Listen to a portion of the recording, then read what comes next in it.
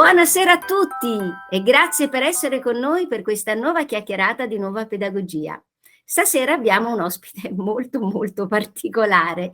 Ve lo presento, si chiama Gabriele. Ciao Gabriele. Ciao, grazie Adele per avermi invitato.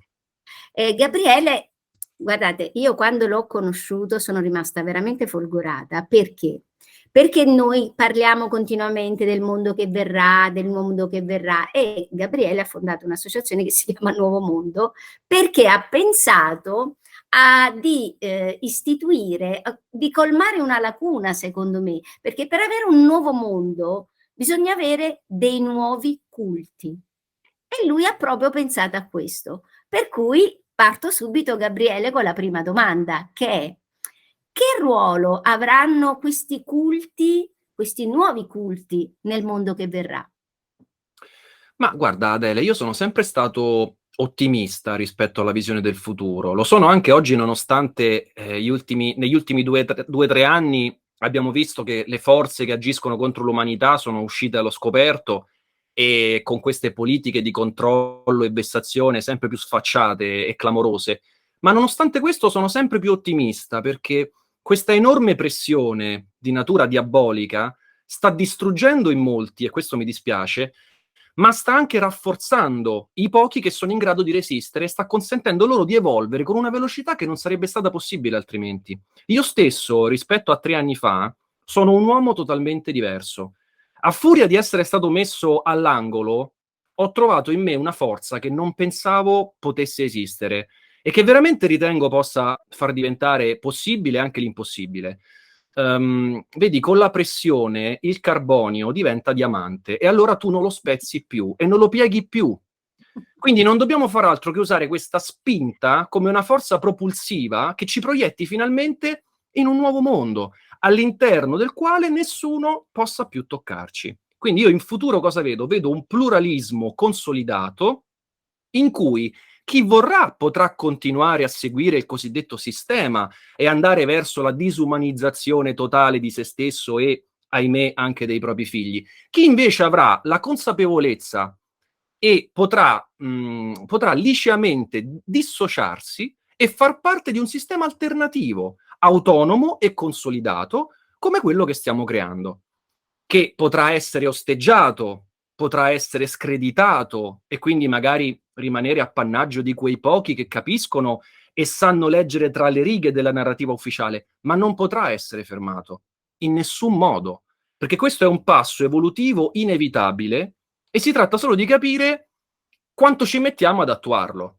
Poi è chiaro che dipenderà anche da loro, perché fino a che la cosa si gioca in punta di diritto è un conto. Quando si passa alla guerriglia, allora lì è un altro paio di maniche. Speriamo di non doverci arrivare mai. Yeah. In ogni caso, io vedo la razza umana uscirne vincitrice, anche se chiaramente con gravi perdite che saranno inevitabili.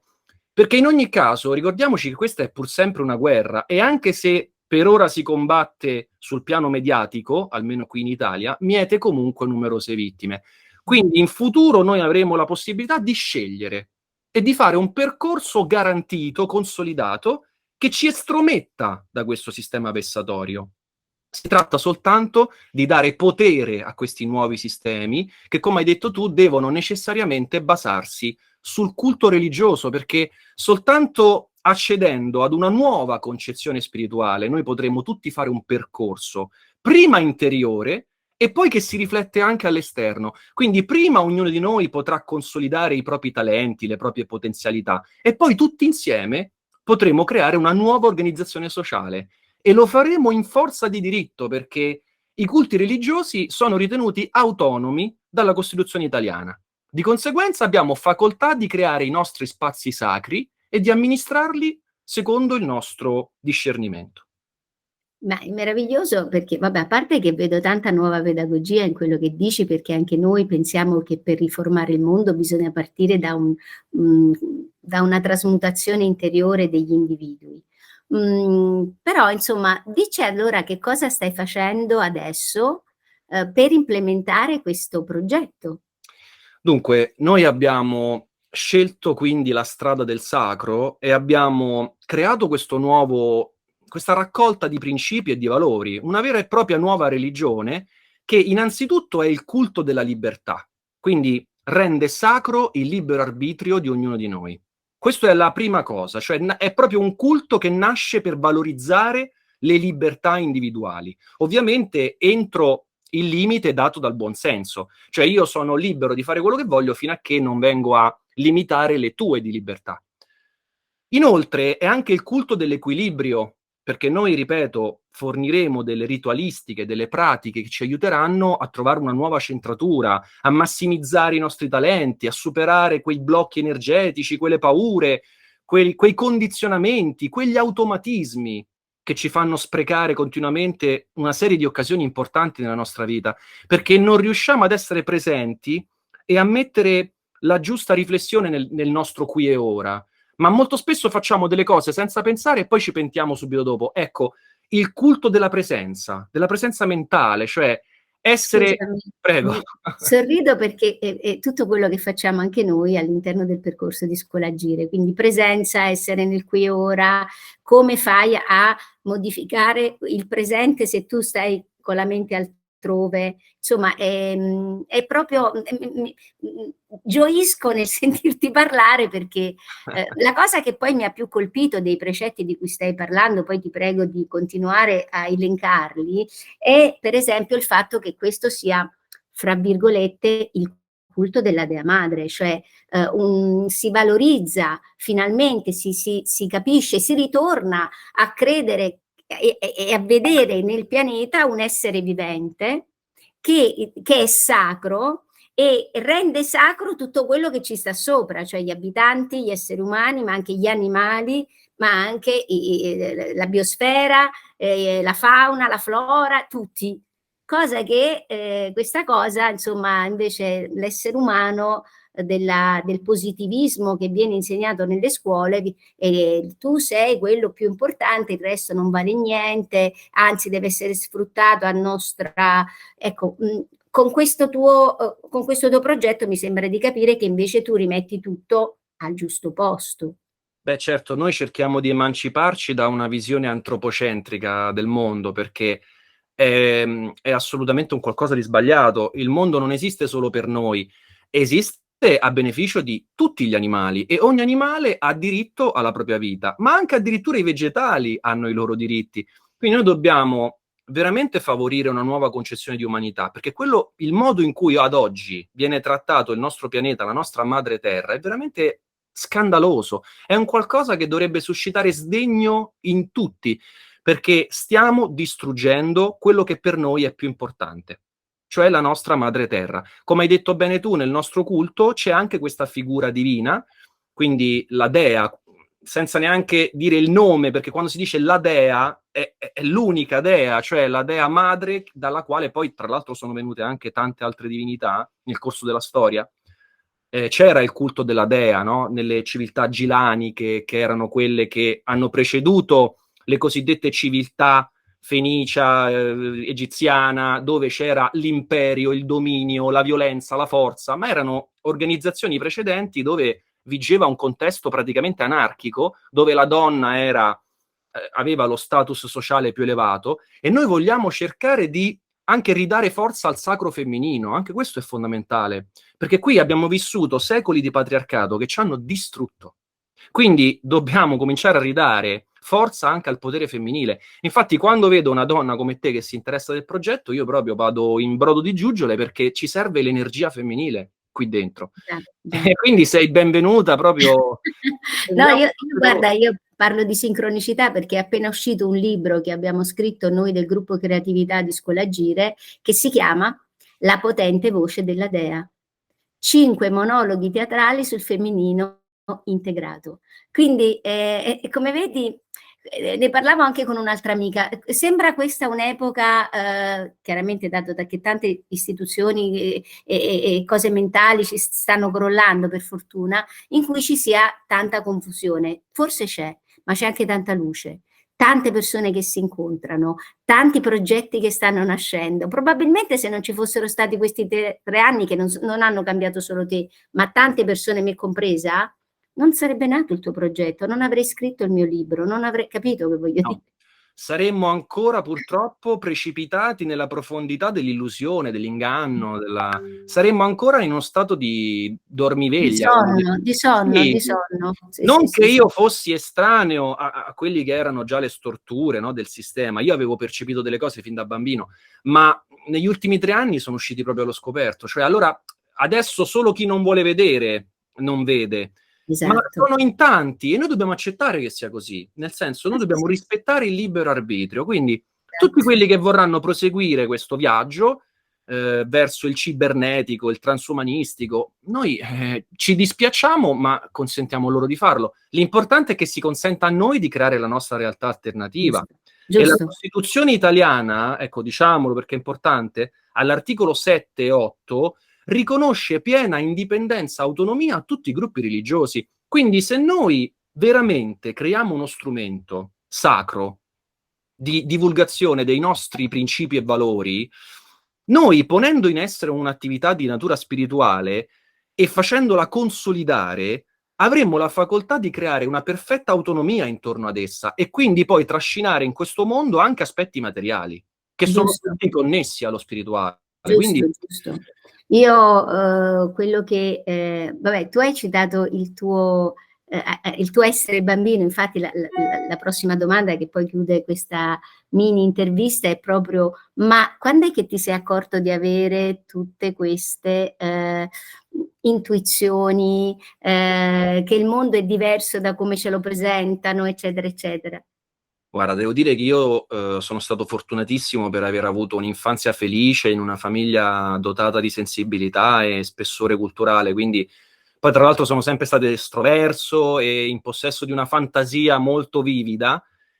Poi il bambino, tra l'altro, non distingue tra fantasia e realtà, no? Fa un po' un mix, ha un potere creativo estremo.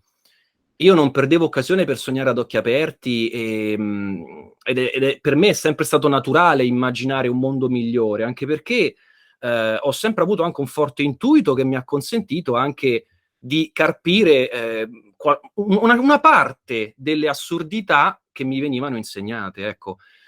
Poi questa sensazione è stata parzialmente coperta dal conformismo che a un certo punto ha preso anche me, più o meno in età adolescenziale, quindi tutto si è sopito, ma da adulto ho cominciato a dare di nuovo credito a tutte le intuizioni del bambino che sono stato, rivalutandole, come per esempio la questione della crisi, no? Ci dicono, quando ci spiegano alla scuola elementare il concetto di economia e ci dicono che bisogna economizzare perché c'è crisi, c'è scarsità di risorse, la cosa, diciamo, mi sembrò subito assurda perché siamo in un mondo dove tu qualunque cosa butti per terra cresce e dà frutto. Sì. Allora, come Nell'universo c'è sola abbondanza. capisci? Nell'universo c'è sola Allora, abbondanza. mi strideva una cosa, cioè perché c'è da fare economia se qui cresce ogni ben di Dio con una facilità estrema? Forse allora è una questione di organizzazione che è sbagliata, no?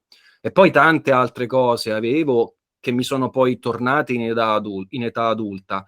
Però ecco, ci tengo a dire questo. Non appena ho capito una parte delle storture di questa società, io ho avuto fin da subito la piena fiducia che io stesso avrei potuto contribuire a portare un cambiamento.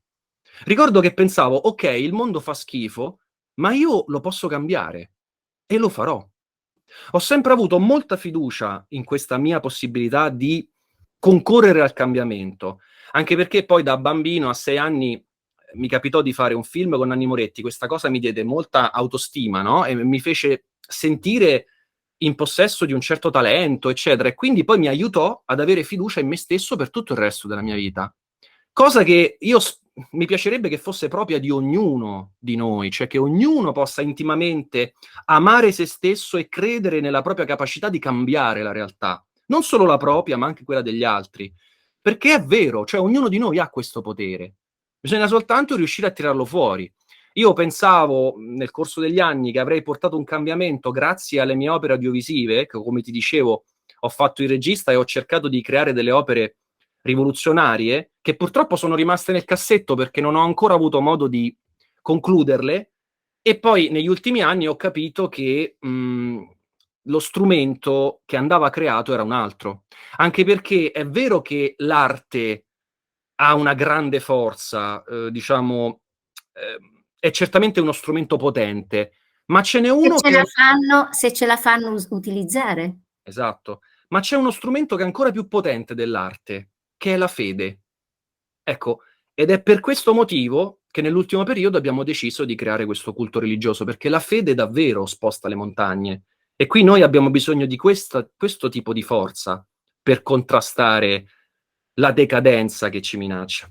Certo, io in chiusura, quando poi ci dirai dove le persone possono trovarti, come il tuo sito, eccetera, vorrei enunciare ancora un principio che ho letto nel tuo sito, che è quello che il corpo umano è inviolabile e quindi insomma non può essere invaso da sieri sperimentali, eccetera, eccetera. Insomma, io voglio dire un'attualità estrema con quello che abbiamo e che credo, perché io non sono un'illusa che tutto è finito, anzi io penso che si stanno preparando nuove mosse per aggredire l'umanità nuovamente, ecco perché in un certo senso ci dobbiamo preparare e trovo che questa tua idea sia davvero molto molto forte, molto potente.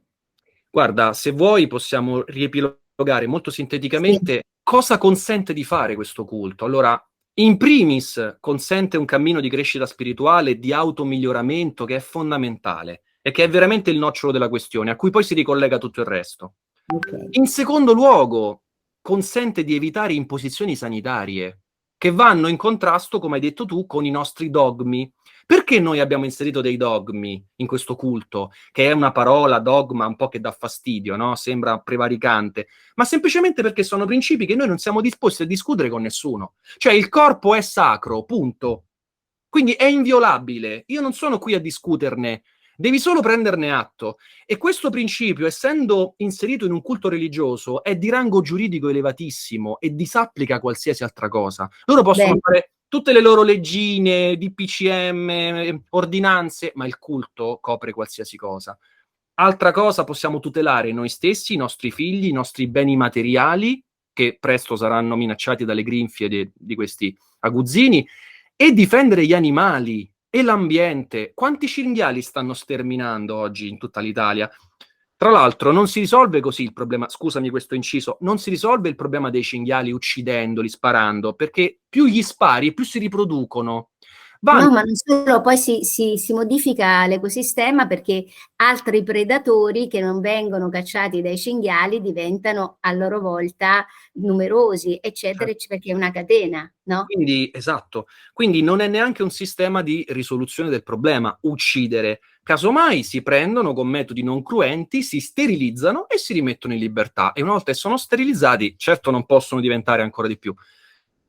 Quindi noi con il culto potremmo proteggere tutti questi animali che oggi sono alla mercé di questi sterminatori che vanno in giro a sparare pure in zone urbane. L'altro giorno a Roma hanno spaccato il vetro di un'auto in movimento perché sparavano a un cinghiale in mezzo alla strada. Cioè, cose che ci possono rimanere secchi anche bambini, madri, donne, so, di tutto. Ultima cosa, possiamo fare comunità con questo culto e operare in perfetta autonomia e indipendenza, creando i nostri ecovillaggi, le nostre scuole, e qui entrerai in gioco tu con grande competenza, e i nostri ospedali, perché vogliamo la nostra dimensione educativa e la nostra dimensione sanitaria, e saranno totalmente diverse da quelle che oggi vengono proposte nel vecchio mondo, per ovvie ragioni. Ma io penso che abbiamo detto tutto e vorrei lasciare i nostri follower a digerire questo enorme messaggio che insomma ci giunge inaspettato perché finora a parte dire ah non si può fare niente, non cambierà mai nulla eccetera eccetera, scopriamo invece che c'è uno strumento legale che protegge la popolazione e che in realtà crede e lavora per la sua evoluzione, quindi è una cosa abbastanza grande. Come si chiama il sito? E poi ci salutiamo e ci rivedremo dal vivo.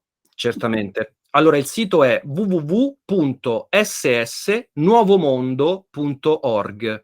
SS non è una cosa nazista, vuol dire semplicemente Shinsekai.